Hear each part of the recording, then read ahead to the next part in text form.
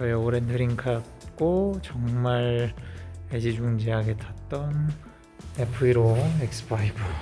제가 왜 이 차를 정리하고 전기차로 넘어가려고 하는지 보여드리겠습니다. 이 차 정말 옵션 많거든요.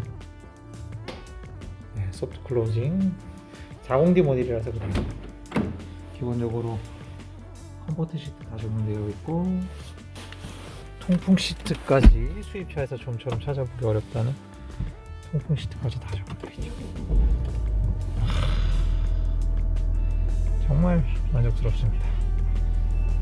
근데 제가 이걸 왜 정리하려고 하냐, 시대가 그렇게 흘러가고 있다는 것입니다.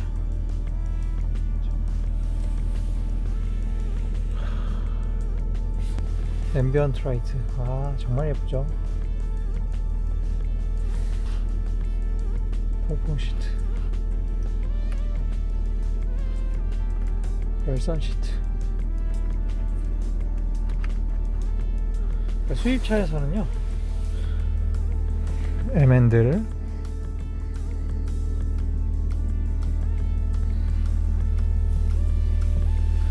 여기에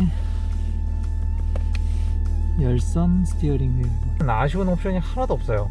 그럼에도 불구하고 전기차와 비교했을 때 여러 가지 아쉬운 점들이 있다는 것이죠. 가치 판단에 따라 다를 수 있겠지만 현재 미국이나 특히 유럽의 친환경 정책 및 탄소 배출에 대한 엄격한 규제가 그 원인이었습니다. 이유는 2050년까지 탄소 배출 제로라는 아주 큰 목표를 가지고 자동차를 규제하기 시작했는데요. 올해부터 가입국의 자동차 판매 기업 대상으로 해서 이 판매 차량의 CO2 배출량이 95g per km를 넘으면 1g당 95유로, 그러니까 약 13만 원의 과징금을 내도록 그렇게 규정하고 있습니다. 이 자동차 메이커 중 볼보와 현대에서 이 디젤 엔진을 개발을 중단을 했죠. 즉 내연기관 중 가장 먼저 사장될 시장이 바로 디젤 차량이라는 점입니다. 코트라 해외 뉴스 자료에서는 이런 점을 알려줍니다. 이 표를 같이 한번 보시죠. 이 폭스바겐은 12.7g을 초과해서 올해 약 45억 유로, 그러니까 약 6조 원의 벌금을 내야만 하고요. 이 다임러는 11g이 초과해서 9억 9천만 유로, 메르세데스 벤츠가 속해 있는 그 그룹이죠. 1조 3천억 원입니다. BMW는 7.6g을 초과해서 7억 7,500만 유로, 그러니까 한국 돈으로 약 1조 원에 해당하는 벌금을 내야 한다는 것이죠. 이 와중에 한 가지 눈에 띄는 점은 바로 랜드로버입니다. 제규어 랜드로버는 무려 영업이익의 404%에 해당하는 벌금을 내야 한다는 것이죠. 이 벌금이 추징되게 되면 결국 여러 회사들이 굉장한 실적 압박을 받게 되거나 도산하게 될 수도 있다는 점을 의미합니다. 즉 자동차 메이커들이 이 발등에 불이 떨어진 상황이라고 할 수 있죠. 최근에 폭스바겐에서 ID3나 ID4를 만들어내고 메르세데스 벤츠의 EQ 시리즈들, 그리고 BMW의 iX나 i 시리즈들을 계속해서 만들어내는 이유도 여기에 있습니다. 하지만 안타깝게도 기존 내연기관 차량의 제조사들은 전기차가 궁극적으로 나아가야 할 방향으로 전기차에 대한 어떤 설계를 해서 나오는 경우보다는 기존에 만들어진 내연기관 차량에다가 배터리와 모터를 얹어서 그냥 출시하는 그러한 일들이 많이 있다는 것이 좀 안타까운 대목이라고 말할 수 있을 것 같습니다. 기존 제조사들이 이러한 전기차의 플랫폼을 개발하고 양산하는 그러한 시간을 벌기 위해서 최근 저탄소 배출 가솔린 차량을 대폭 할인해서, 그러니까 95g 이하의 차량들을 원가 이하로 할인해서 판매하는 이유도 여기에 있다고 말할 수 있습니다. 최근에 아반떼 가격의 제타가 바로 이런 대표적인 케이스라고 말할 수 있을 것입니다. 따라서 전기차로의 세대 전환이 생각보다 매우 빠를 수 있다는 점입니다. 이 모든 차량은 힘들더라도 최소 2025년이면 사람들의 마음속에서 신차 구매 시 내연기관은 더 이상 고려하지 않을 것이라는 점을 쉽게 유추해 볼 수 있는 대목인 거죠. 즉 내연기관의 어떤 중고차 가격이 살아있을 때 넘어가는 것이 낫겠다고 저는 판단을 한 것입니다. 물론 이 10년 혹은 그 이상의 마지막 내연기관을 즐기고 폐차하겠다고 하면 그건 역시 개인의 선택을 존중하긴 하지만 저는 그렇게 생각했다는 것입니다. 유지비 면에서 이 내연기관차와 전기차는 엄청난 차이를 보여줍니다.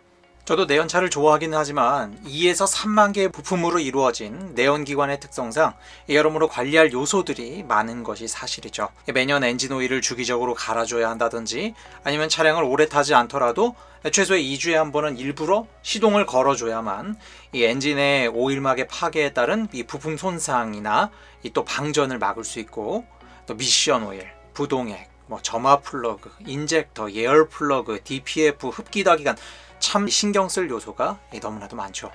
반면에 전기차는 타이어와 감속기에 들어가는 오일 정도만이 유일한 소모품입니다.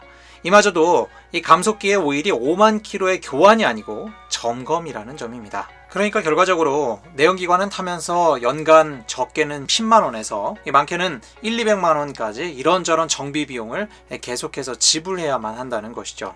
이 반면에 해외 사례를 보면 이 모델 S가 3년간 40만 마일, 그러니까 64만 킬로미터를 주행한 경우인데요.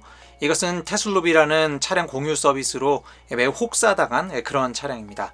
30만 킬로까지 배터리 열화율은 단 6% 정도로 매우 괜찮은 수준이었지만 공유 차량의 특성상 잦은 과충전으로 배터리를 교체했다고 하며 그 외 유지 비용은 대부분이 타이어 교체 비용이었다고 합니다.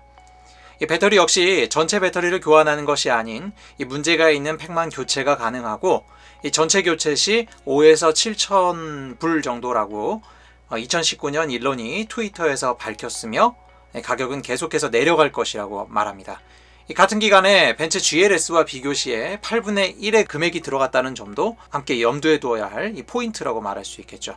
이 원문 링크는 더보기란에 남겨둘 테니 관심 있으신 분들은 살펴보시면 도움이 될 것 같습니다. 또한 이 차량 연간 세금에서도 굉장한 혜택이 있는데요.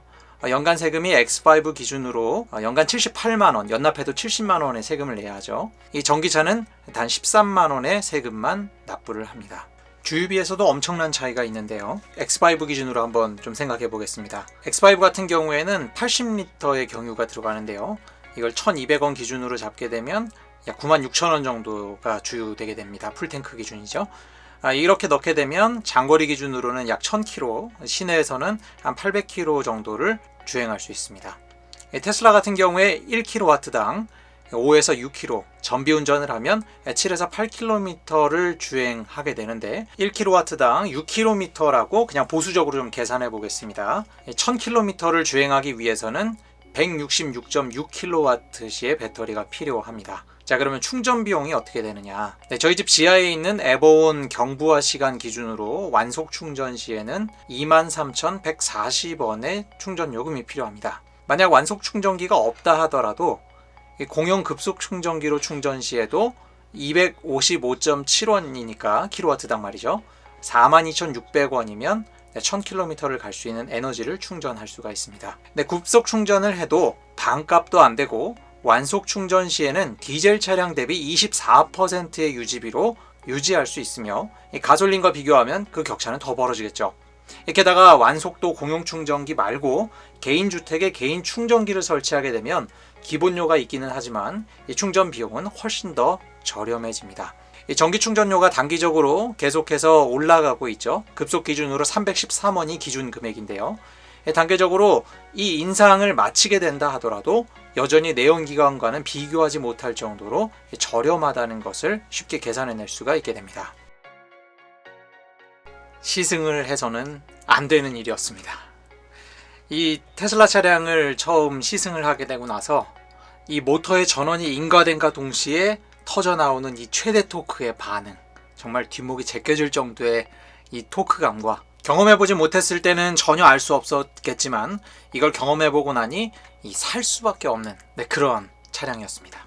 게다가 오토파일럿, 이거는 제가 앞 영상에서도 말씀드렸지만 정말 테슬라 이하 잡입니다. 그 말의 의미처럼 정말 테슬라의 오토파일럿은 이 다른 타사의 이 반자율 주행으로 불리우는 이 어댑티브 크루즈 컨트롤들보다 월등한 성능을 자랑합니다. 그러면 재작년에 시승했을 때의 영상을 잠시 보여드리도록 하겠습니다.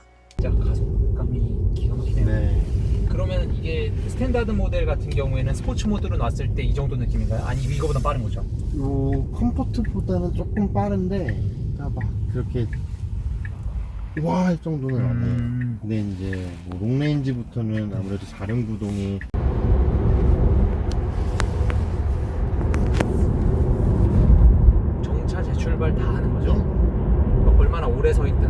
5분까지 서 있어요. 그러면은 5분이 넘어가면 해제가 되나요? 아니면 홀드 상태로 바뀌어요. 아, 근데 이제 사실 그 정차 후 출발은 좀 여러 가지 것들이 맞물리는데 뭐 장애물이 감지가 된다든지 네. 이제 그렇게 되면은 이제 정차 상태에서 오토 홀드처럼 딱 멈춰져요. 근데 그 상태에서 엑셀 페달만 밟아주시면 또 자연스럽게 감지가 되고요.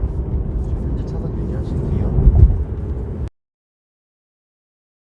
제가 전기차를 보유할 수 있는 또 다른 이유는 이렇게 모음 집밥이 있어요. 총 라인이 4개 정도 있기 때문에 여기 주차 라인 3개 플러스 알파 저쪽 끝에까지 해서 4개가 집밥이 있습니다. 이 완속 충전기 집밥에 더해서 이전에는 몰랐는데 EV 인프라 앱을 보니 주변에 생각보다 충전소가 많다는 것을 알게 됐습니다. 사실 이전에는 관심이 없었기 때문에 이 앱을 사용해 볼 생각도 안 했던 거죠. 그런데 이 앱을 이렇게 켜서 보니까 전기차를 고민할 필요가 없다는 것을 알게 됐습니다. 거기에 더해서 이제 곧 DC콤보 아답터가 테슬라에서 출시할 예정이죠. 상반기 중에요. 따라서 이제 슈퍼차저나 이 차대모 충전기를 찾아다닐 이유도 없어졌기 때문에 이 고속도로를 주행하는 도중에 휴게소에 있는 충전소를 이용한다든지 기타 다양한 충전소를 이용하는데 모든 제약이 완전히 사라졌습니다. 이게 바로 제가 정말 저도 인생의 드림카였던 이 BMW X5를 팔고 이 테슬라를 구매하기로 결심한 이유입니다. 그래서 최종 결론은 어떻게 됐냐? 조금 이른 감이 있지만 저의 아주 좋은 추억이 되어 주었고 또 만족감을 크게 안겨주었던 이 X5, 또 우리 딸 유주가 굉장히 좋아하는 차량인 X5를 좋은 분께 떠나 보내게 되었습니다. 잘 가라 X5. 잘 가라 나의 X5 드림카요. 차량 판매를 했습니다. 자, 이제 그래서 저도 이 테슬라 모델 Y를 반드시 기다려야 하는 상황이 되었습니다. 그래서 혹시 이제 테슬라 차량을 구매하고자 하시는 분들은 반드시 리퍼럴 링크를 이용해서 구매하시면 저도 그렇고 또 구매하시는 분도 11만 원의 크레딧을 받고 구매하실 수 있으니까 이 혜택을 꼭 놓치지 마시기 바랍니다. 제가 밑에 더보기란에도 리퍼럴 코드를 남겨놓도록 하겠습니다. 시청해주셔서 감사합니다. 도움이 되셨다면 구독과 좋아요 부탁드려요.